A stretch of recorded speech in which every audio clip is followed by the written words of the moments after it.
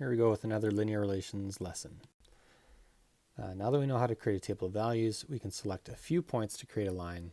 You don't always have to choose so many points when less will do.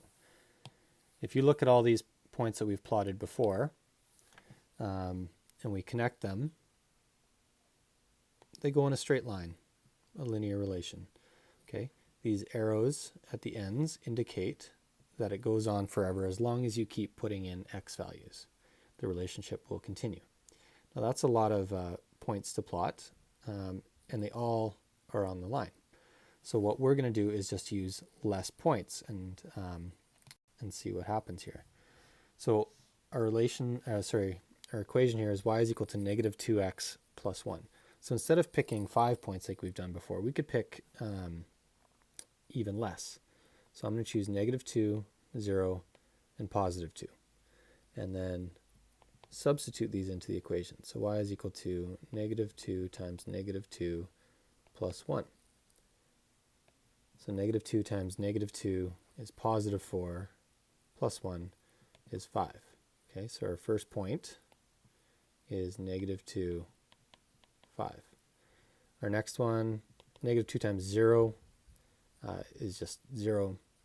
So we know that this is going to be 0, 1. And the last one, negative 2 times positive 2 plus 1. Negative 2 times positive 2 is negative 4 plus 1 is negative 3. So our last point is 2, negative 3. Now this is a 10 by 10 grid, so I'm not going to bother putting the grid marks on there. But let's go to negative 2 for the x, 2, 3, 4, 5, and positive 5 for our y value, and 0, 1. That's our next point, and then 2, negative 3 is our last point. And looking at these 3 points, and we can then connect them using a line.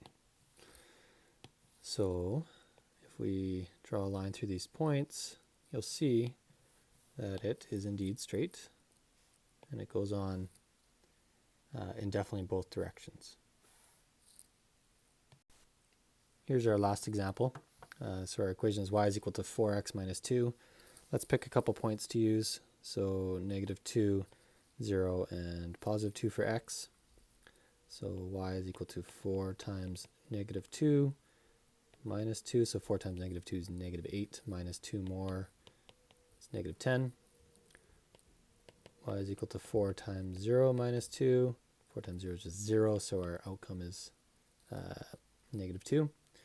And then y is equal to 4 times 2 minus 2. 4 times 2 is 8, minus 2 is 6. So we have 3 points here, negative 2, negative 10, 0, negative 2, and 2, 6. This is a 10 by 10 grid. So we can go to negative 2 on the x and negative 10 for the y. That's negative 2, negative 10. 0, negative 2. That's our next point. And then 2, 2, 6. That's our final point that we've chosen. Again, you could have chosen any points you want. But then if we go ahead and connect a line here, you'll see that they all run into each other. Again, include arrows at both ends to indicate that it would go on forever if we keep putting in x values.